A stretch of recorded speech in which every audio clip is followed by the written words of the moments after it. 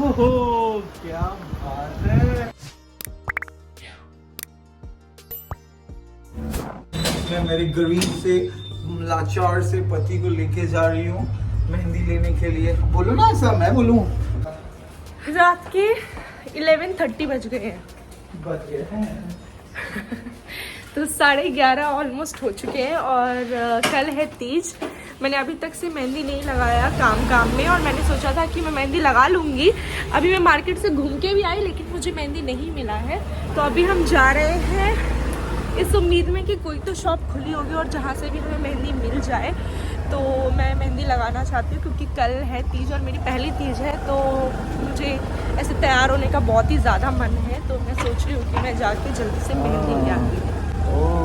तो मैंने मेरे लाचार से पति मैडम को मेरे लिए तीज नहीं रखना है, इनको तैयार होना है, इसके लिए इन्हें तीज रखना है। हाँ, तो तैयार होने के लिए ही तो रखा जाता है। लड़कियां तीज रखती हैं अपने पति की लंबी उम्र के लिए। तो मस्ती मजाक के अलावा हम लोग काफ़ी ज़्यादा स्ट्रेस थे कि अरे मेहंदी मिलेगी या नहीं मिलेगी। मुझे थोड़ी बहुत उम्मीद थी और इन्होंने कहा था कि तुम टेंशन मत लो, आज तो मैं तुम्हें मेहंदी दिला के रहूँगा, चाहे जहाँ से भी लाना पड़े। मैंने भी सोचा मुंबई है तो मुंबई तो कभी नहीं सोती है, तो कोई ना कोई शॉप तो ओपन होगा ही। और अगले दिन था गणेश चतुर्थी, तो गणेश चतुर्थी है और तीज है, तो मुझे लगता है शॉप्स ओपन होंगे।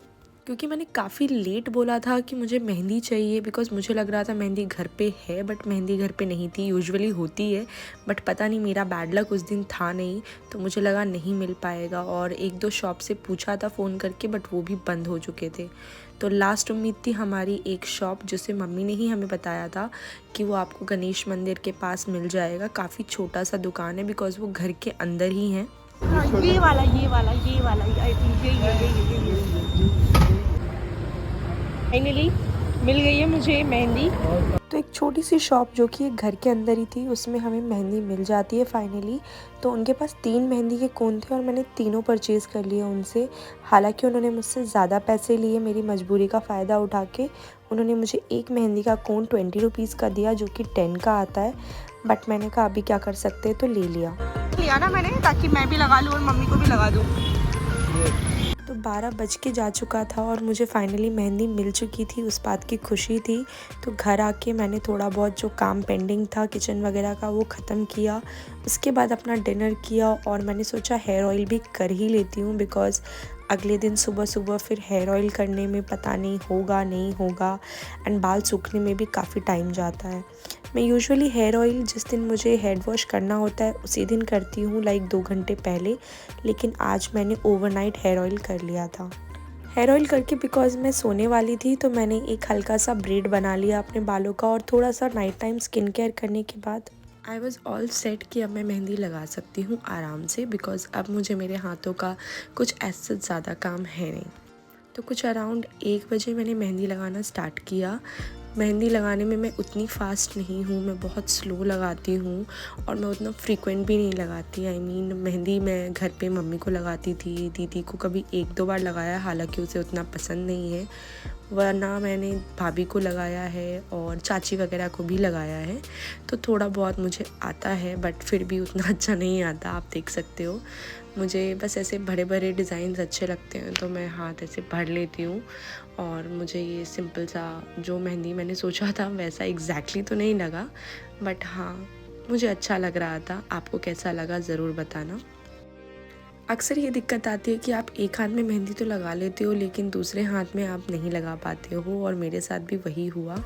तो मैंने मेरी सासू माँ को बोला कि मम्मी आप लगा दो, तो उन्होंने मेरे दूसरे हाथ में मेहंदी लगाई। हालांकि वो भी उतना ज़्यादा मेहंदी नहीं लगाती हैं, तो उन्हें भी कुछ सच आइडिया नहीं था, बट फिर भी उन्होंने बहुत अच्छे से मेहंदी लगा दी। अब रात के कुछ 2-3 बजने वाले थे और हम लोगों को भूख लग गई थी, तो हम लोगों ने मन्नी को भेज के आइसक्रीम मंगाया, बिकॉज़ आइसक्रीम खाने का मन था। आई नो आप सोच रहे होंगे कि तीज है, तो तीज में तो निर्जला व्रत रखते हैं, तो मैं आइसक्रीम क्यों खा रही हूँ। वो इसलिए बिकॉज़ मैं तीज इस बार नहीं रख पाऊँगी।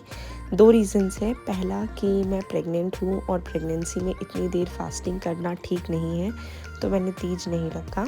दूसरा क्योंकि मलमास लगा हुआ था, और अगर आप पहली बार पूजा कर रहे हो खास करके, तो आप ऐसे पूजा इस टाइम नहीं स्टार्ट कर सकते हो।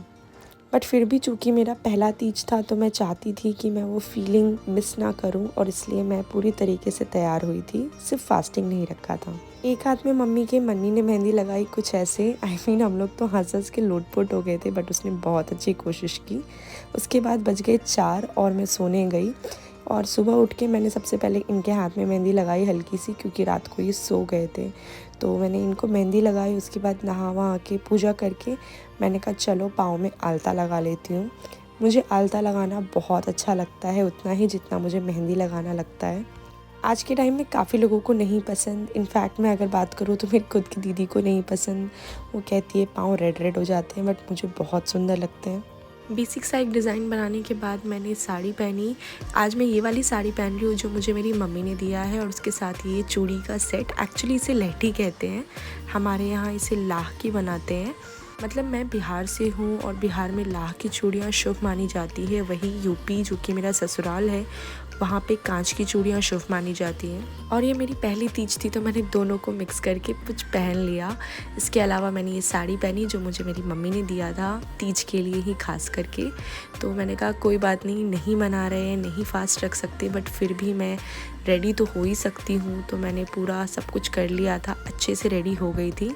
पहले मैंने सोचा था कि मैं मेरे शादी वाले सारे जेवर वगैरह पहन के रेडी हो जाऊं, बट फिर वो इतने ज़्यादा हेवी हो जाते और मैं कैरी नहीं कर पाती इस स्टेट में। तो मैंने सोचा कि उसे क्यों ना कभी और पहने, अभी के लिए थोड़ा मिनिमल ही रहते हैं। और वैसे भी मैं कहीं तो जा नहीं रही हूँ, ना कोई पूजा वगैरह कर रही थी, तो मैंने बस नॉर्मल सा ही रेडी हो गई, थोड़ी सी ज्वेलरी वगैरह पहन के।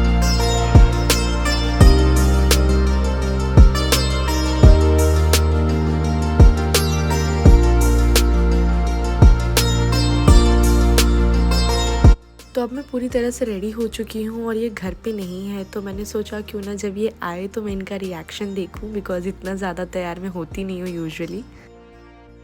ओहो क्या बात है, मस्त दिख रही हो यार।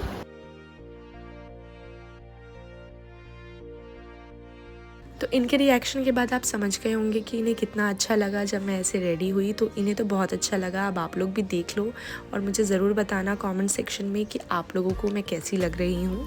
चूँकि मैंने फ़ास्ट नहीं रखा था इसलिए मैंने सुबह पूजा नहीं की थी, लेकिन मेरा मन नहीं मान रहा था, तो मैंने इन्हें कहा कि चलो बगल में ही मंदिर है, वहाँ जाके हम पूजा करके आ जाते हैं। एटलीस्ट हाथ तो जोड़ ही आते हैं भगवान के सामने। और जैसे ही हम निकले बहुत तेज़ बारिश हो रही थी नीचे, लेकिन मैंने कहा फिर भी मुझे तो जाना है और हम लोग निकल जाते हैं। और हम जा रहे हैं मंदिर।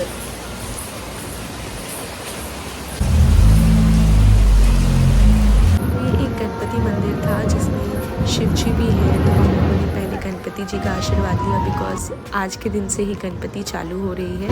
आई मीन अभी तो काफ़ी दिन हो गए, लेकिन जिस दिन मैं गई थी उस दिन पहला दिन था। उसके बाद हम लोगों ने शिव जी की पूजा की, हालांकि दूर से ही करना पड़ा बिकॉज हम छाता नहीं ले गए थे और बहुत तेज़ बारिश थी। उसके बाद लगी थी भूख, बिकॉज मैंने ऑल्दो फास्टिंग नहीं रखी थी, बट स्टिल मैंने कुछ भी नहीं खाया था लाइक एक्सेप्ट फ्रूट्स।